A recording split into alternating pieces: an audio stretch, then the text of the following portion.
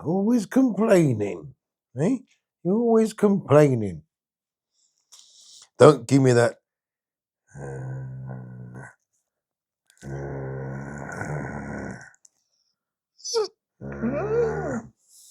You're going to show me your teeth, aren't you? He's going to get upset. Oh, hi. What are you doing there? You guys spying on me, eh? Yeah, put your face there. That's it. And relax. That's it. Relax. It's okay. Leave those things outside. Yeah. She's looking outside. Something's moving around. Oh, which reminds me, this morning I woke up, I came down, and my cock was really happy. Really happy.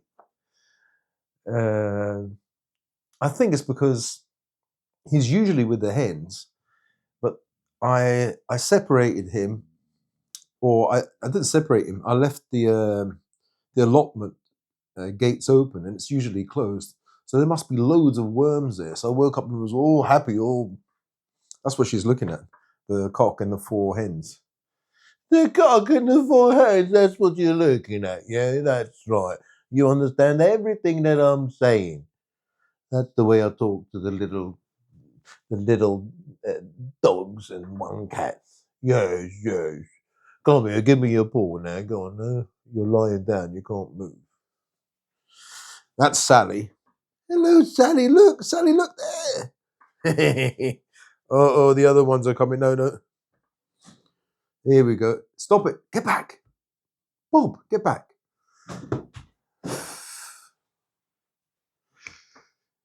Yeah, you know that saying, working with dogs and and children, they're unpredictable. You don't know what they're gonna do. A bit like me. So I think I'll put this on. It's a bit cold. It doesn't look very nice though. What can I do? I'd rather be warm than look nice. Yeah. So today's video, I think a few days ago. Oh, it reminds me. I have to go back to the. Stop it, Bob! Stop making all that noise. I have to go back to the supermarket. It was quite embarrassing last time because I had a discussion. Some people say argument, but I don't think I had an argument with the lady. It's about veganism.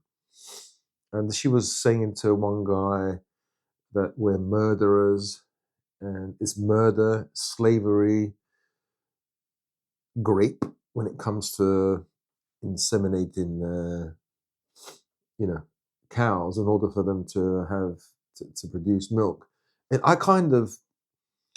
I understand her point on in all those areas. Okay. And she was going, and I said something about, if you have no meat, you don't have any like higher quality protein. It's not really good for your health. She goes, I do 40,000 steps a day. And she was laughing.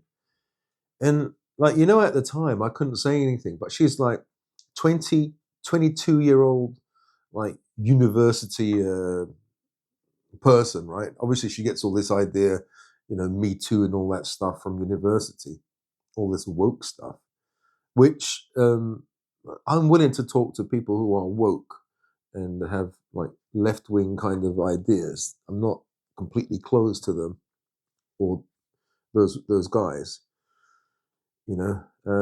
But she either she doesn't realize because she's too young. She's 22, let's say. Like when I was 20, she assumes that her diet can allow her to do 40,000 steps or 14,000 steps. I don't know what she said. In my mind, I'm thinking, you're young. When I was 22, I was smoking fags, drinking teas, for want of a better, and I'm not going to say it, have relationships, had girlfriends, have to control myself. eating junk food. I was eating pasta at home, no vegetables, no fruits, McDonald's, KFC.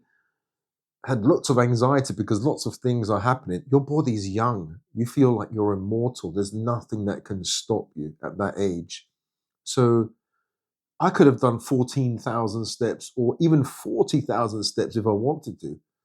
But it's difficult when you're smoking fags, drinking teas, drinking alcohol and like messing around, doing drugs, like smoking hashish or weed. Now, I can't do any of those things. I wouldn't even allow myself to smoke weed or hashish or go drinking and like drinking 5, 8 pints. I can't do it because I know my body is older. It will my rate of aging will go up, would increase. I damage parts of my body. So first, so when she says, "Oh, I could do 14,000 steps or 40,000 steps," it's nothing to do with the diet. It's because you're young. When you're young, um, the body is very forgiving. You can do anything to your body, you know, and it takes time for diseases to catch up as well. Say, for example, I know maybe it's a silly example, but when you're young, let's say you have lots of sex with many partners, and then it takes time for like these STDs to catch up. Like 20, 30 years later, you you feel the results, of what you did in the past because your body's older. And you definitely can't do that when you can't at 50, 60, like have loads of relationships and be promiscuous. Like you're just looking for trouble if you do that. If you do that. So some people would disagree. But anyway, just going back to the vegan lady, I was saying, she was saying that we're murderers and stuff like that. And at the time, I couldn't think of things to say. All I said to her is like, "Do you have a cat?" She said, I'm not sure if she said yes or no, but I said, "The only thing stopping your cat from ripping your head off and killing you for pleasure, not because she needs to or he needs to, is size." And then she said, "Oh, I know that." Because what I was trying to say is we have this idea that nature is so benign. Oh, look at the beautiful mountains. Look at the forest. Look at it's so lovely. But what happens in that forest? What happens in nature? It's a dog eat dog world. The death of one is the life of the other. Unfortunately, or fortunately, I don't know, that's the way it is. It just is like that. Nature is beautiful, but it's brutal as well. It's lovely, but it's violent as well. Animals are constantly killing each other for food to sustain themselves. It's a situation where it's a chain, isn't it? Like um, a chicken will peck and eat some insects on the floor. Those insects don't have any, if you feel sorry for them, they don't have any qualms in eating other smaller insects and bugs. The chicken will be eaten by our dogs have eaten chickens. They've grabbed them because it's in their nature.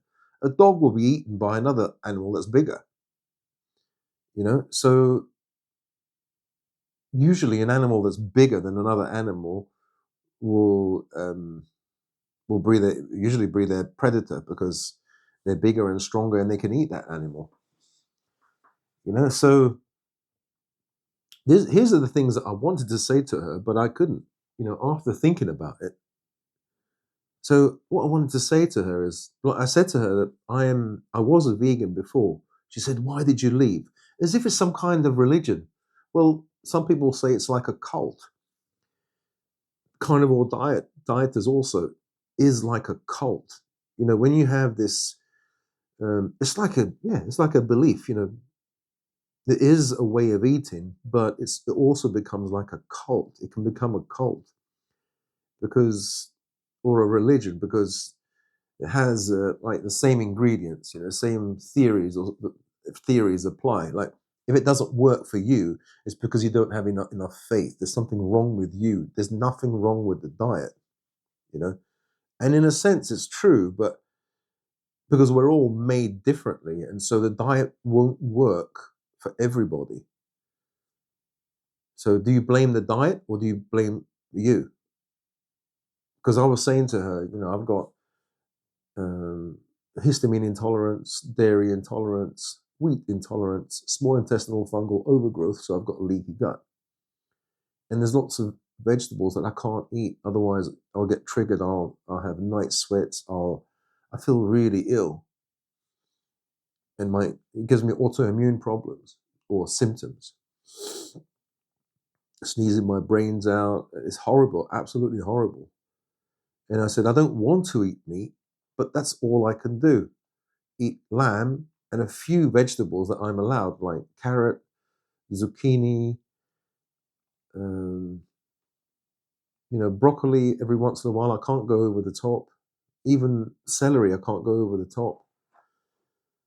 Pumpkin, I can eat. Things like squash, but I'm limited to only a few vegetables. Fruits is even worse because low histamine fruits. I mean, you're allowed blueberries, like blackberries, but when it comes to melons, papaya, you can't have any. I can have those, but I can't because I've got SIFO, which is small intestinal fungal overgrowth. The fungus feeds on sugars, things that are really high in sugar. So yesterday I had a few banana sandwiches. They were delicious. Bananas feed the fungus, so they're bad for SIFO. But they also feed. They're not high in histamine, but they are what's called histamine liberators. So they're not good for histamine if you've got histamine problems. So I would say I was saying to her, it's only a limited amount of foods that I can eat, And she said, well, that you're a rare case, you know. And anyway, the guy that she was talking to, he said, well, you have to give people a choice. You can't just say, this is what you have to do. This is what you have to eat, and judge them if they don't. And I used to think like that. I was saying to the guy, when you, no, stay there. She saw a rabbit. Oh, that was a rabbit, wasn't it? Running. Run, rabbit, run, run, run. Bob was looking, he didn't even see it. He didn't see it. You saw the rabbit though, didn't you? It ran so fast. Stay there. Sit down. Sit down. Down. Good girl. She's really, really eager to get that rabbit. Like her mummy used to. You stay there. Okay, don't jump around, otherwise you destroy all my cameras and stuff. Yeah, so I was thinking, when I was saying to the guy, when I became a vegan, if you just eat vegetables, you kind of become more spiritual, or you care more about animals. It just switches something inside you. And when you start eating meat again, then you don't care, because you have to justify it internally. You have to justify your actions, don't you? You think, well, it's a dog eat dog world. If you really think about it, it is sad if you think that animals are killed. We're so insulated from nature that we don't really realize there's a lot of, like she said, murder, a lot of killing.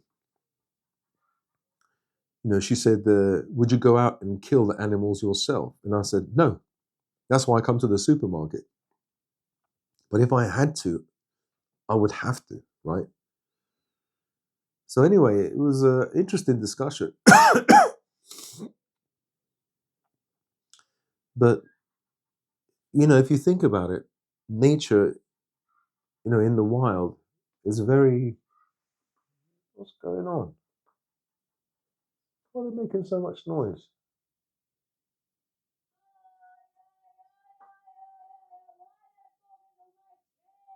Is there a predator there? So I don't know what that is. Somebody shouting in the background, complaining about something as usual. So anyway, what I was saying to her, I was trying to say, you think that nature is so benign. Animals will kill you at the drop of a hat. The only thing that's stopping your dog is your cat and all the animals around us, insects, is size. If they were bigger than us, they'd have us. They wouldn't have us for dinner. Because she was saying, well, they eat because they have to feed their young. No, no. A dog will kill a cat and won't eat it. A cat will kill a bird and a mouse and won't eat it. Sometimes they would if they're unbelievably hungry, but they do it for pleasure. They do it because they're hunting and they kill. It's their instinct to kill, you know. But they've got no qualms afterwards. They're nice and cuddly, and they didn't realize they did anything wrong. It's only us humans that realize it's wrong to murder and you know do all this kind of stuff. But I was saying to her, in nature, you have the incest, you know, playing around with your own family members. Um, you've got cannibalism, like your own. They would eat their own family or their own group. Um, grape. Um, they attack each other and like bully each other. So it's not. What I'm saying is, nature is not benign. It's horrible. If you think about it, it's bloody horrible. When you look at it from the outside, oh, look at the lovely grass. But you don't know what's happening underneath that grass. As I said, it's a dog eat dog world. Kill or be killed. And so, and I was thinking, like, she eats just vegetables, plants. Well, who's to say that vegetables and plants, I'm not saying are sentient beings, but they feel.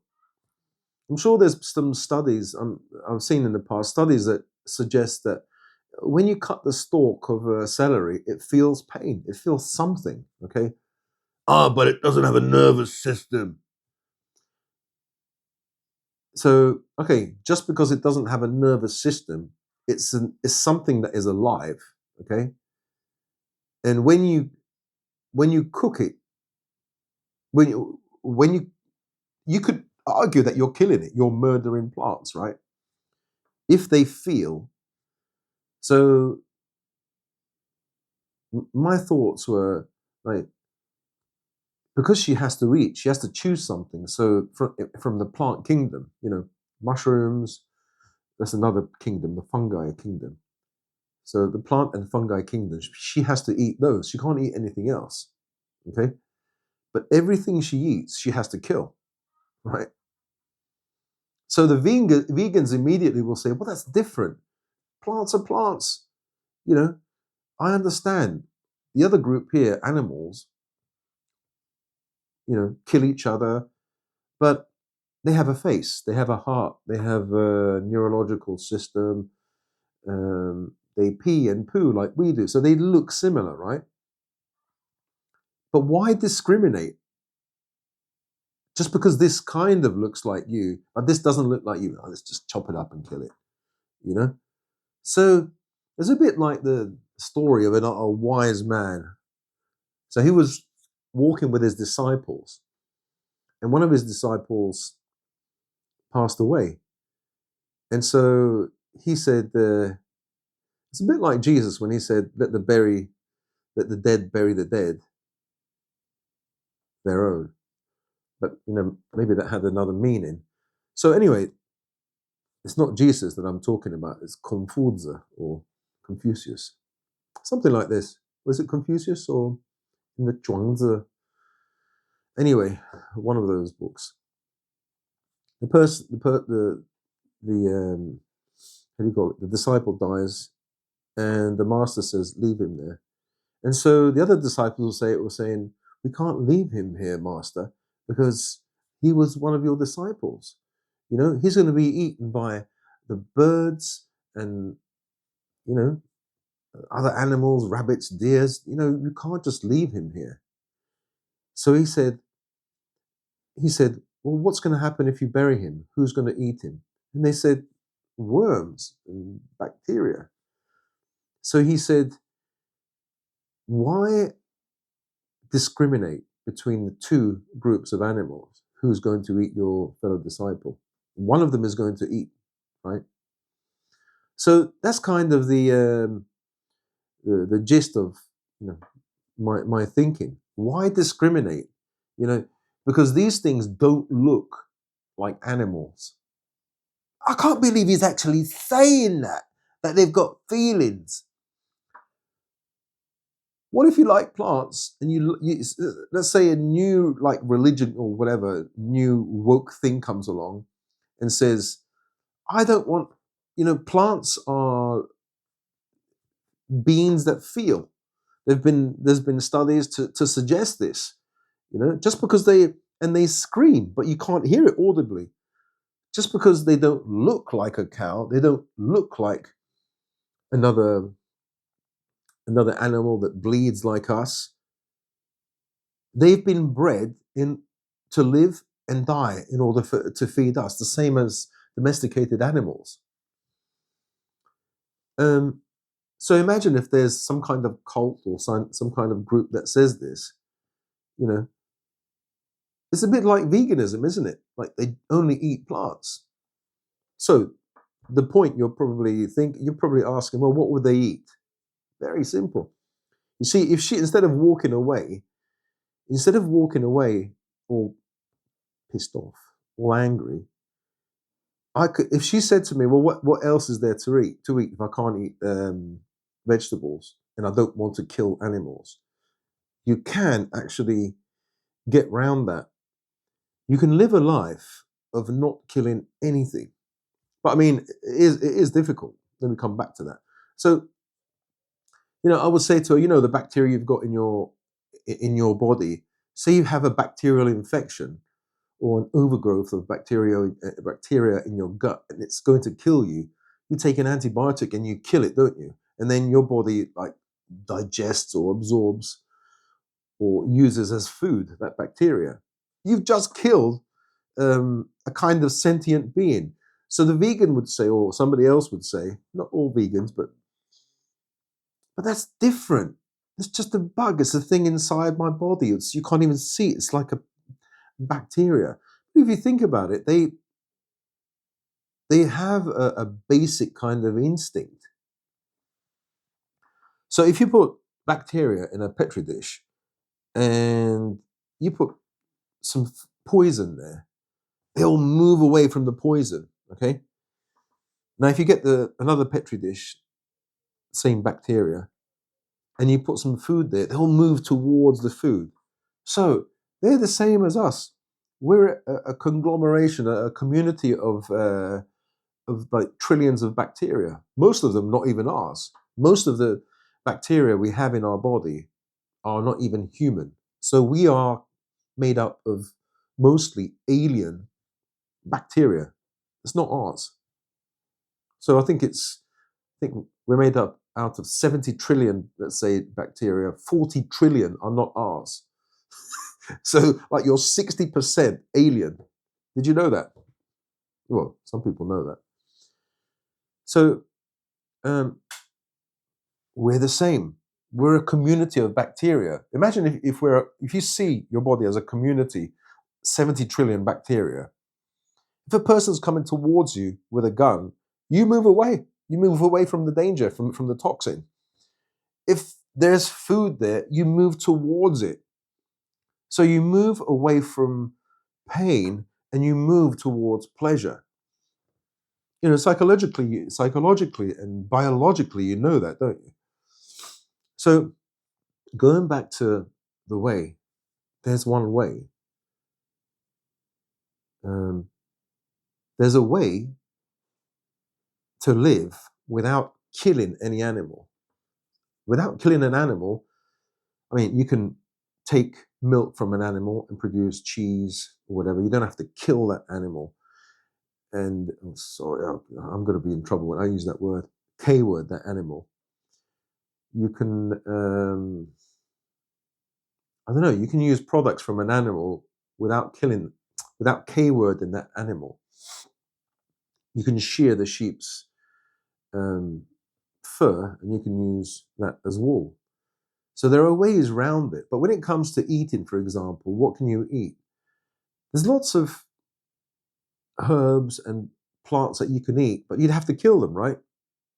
So the way around actually killing or murdering a plant is, so if you take a leaf, you might hurt the plant, but the plant stays alive, okay? Will regrow another leaf or whatever. It won't actually die. By eating the fruits, eating a plant's fruit, that's a way that you can just pluck the fruit and eat the fruit, okay? You're not killing anything. Eating plants' flowers. Now, if you think, there aren't many flowers that I can eat. Well, there are many. The crucifers are flowers. Broccoli, cauliflower, Brussels sprouts, all of these are flowers. You've got figs are actually flowers. Capers are flowers. And you've got flowers that you can actually eat. You know, the hollyhock you can eat. It's really sticky. It's really good if you've got acid reflux or ulcer, things like that. So there are in the plant kingdom, there are flowers that you can eat, a range of flowers that you can actually eat. Chamomile you can eat, artichoke you can eat. These are flowers. You don't have to kill the plant. And then there are fruits that you can eat. So you can live in a way, like if you want to be ultra vegan, right, where you don't kill any sentient being. If you believe that plants are sentient, and you basically you've got no I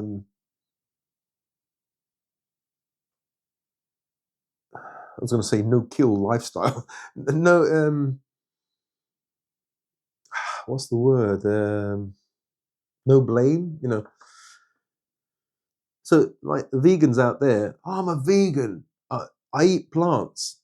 Yeah, but you have to kill those plants, don't you? They were living once, and you have to kill them. There is a way, I suppose, taking the leaves off without killing the plant,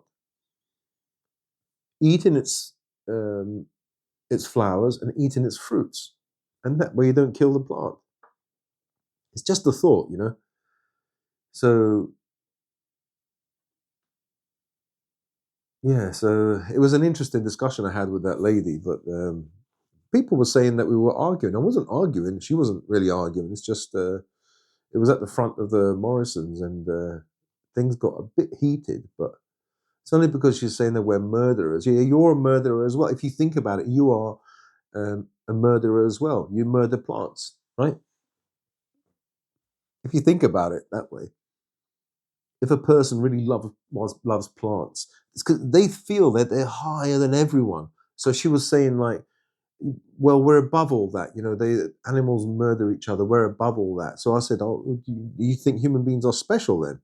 They're better. No, I didn't say that. That's literally what you said. We are above all that. Yeah, we're the apex predator. You know, I do feel sorry for animals being killed, and I would find it really hard to kill any animal. You know, when I walk in the street, like if there's a worm, I pick it up if it's not completely dry, because you know sometimes it rains, there's a shower, and then they start wiggling, and then it gets sunny again, and they get stuck. I pick them up and I put them somewhere. Like I try to make a little hole in the soil and put them in there so that no bird gets them. You know, where there's grass and everything. You know, if I see like a ladybird or something, I'm not. Some people would step on it, or a spider. I don't like them, but I wouldn't kill it. Any spider or anything. The only thing that I've killed is a mosquito. Those are bastards. Those are horrible. Those are horrible. Because if you don't get them, they'll get you. They won't stop. So that's the only thing that I don't like. And sometimes it's not hot enough. You can see them in the house and they're just there, but they don't have the power. Maybe you don't you don't give off enough heat, so they can't find you or something. And if they won't bother me or bite me at night or it come in your ear, then that's okay, you know. Then I'll just leave them alone. I won't kill them. Anyway, guys, that's the end of my my rant, my rambling about the vegan lady. I don't know. I'd like to be a vegan, but the thing is, I can't because of all my intolerances. You know, some would say, "Well, you can get around that." No, you. Ooh, it's difficult. It's really difficult to get around that. It is hard to get around that. And maybe one day I will become a vegan. I'll be one of those ultra woke vegans. As you can see by what I'm saying, you know, I'll be even woker. When I say woke, I mean in terms of like, because she's an ethical vegan, right? And they believe in what I think they believe in is like saving all sentient beings, like the Buddhists do. But the thing is, what happens when you get to the point where, let's say, you can't eat any vegetables at all, and all you can eat is meat, and you know that's going to save you because you've got a rotten gut, you've got some serious problem, right? And it's really rare. What do? In their minds, you die because they do anything to save the animal, you know. And I think that's crazy. That's really crazy, you know. I would feel ultra sad, so sad for an animal to die for me, as I do. I don't like it. But if it's me or them, the decision is already made. You know, I'm a chicken. I wouldn't like die for an animal. If it comes to my dogs, would I eat my dogs if I was on a desert island, there's no food? That would be a difficult decision. Only if the dog died or something. That would be so hard. I probably wouldn't. I'd probably end up keeling over myself. I wouldn't be able to do it. But you never know until you're in that situation. How do I know? I've got no idea. But yeah, that brings me to one of my subscribers saying, "Look, you have to make this difficult decision and get rid of the dogs." I think something like that. I can't. I can't do it because I've lived with them up to this point, or they've lived with me. It's been about 4 years, and they pass away at about 8, 10 years, something like that. So I want them to live out their lives with me, with their daddy, with their master. Where there's a will, there's a way. I'm going to have to find a way, even if I suffer a little bit, because I'd just rather have a terraced house and live in the warmth. There is a way around everything, and I have to find that way. I just need this. I need loads of money. Well, not loads of money, but 100 grand would be all right. It would last me for a few years whilst I'm working on the thing that I really want to work on in my life. Um, but I'll see. Anyway, I don't know what I'm talking about. But what I'm saying, just replying to, I think it's Patrick. He was saying something, and a lot of people have said, a few people have said this, and I know that's the logical thing. But if you're, um, it's difficult to explain. If you're kind of bound to them, they're bound to you after a certain point. When they're puppies, you can say, "Oh yeah," and give them away before you get any kind of feeling for them, any, you know, even though they're annoying, they cause me stress, they give me so many problems with the police, with dander, everything. Still, I can't do it. I can't, because it will break my heart to get rid of them. Just get rid of one or two. No, I can't. They're already a family, they're a pack, and they're going to stay with me. So I have to make it work. That's the solution. But yeah, a few people have said this, and it's the logical thing. I do understand. It's a logical thing. Well, that's what I should do. Or that's, you know, it will get rid of a lot of problems for me. Money problem, stress, But I don't. I can't live without them. It's not fair on them. Anyway, Sally's sleeping now. So is Bob. Speak to you guys in another video. I hope this audio works. It just keeps clicking on and off. I don't know. Speak to you later. Take care. Bye.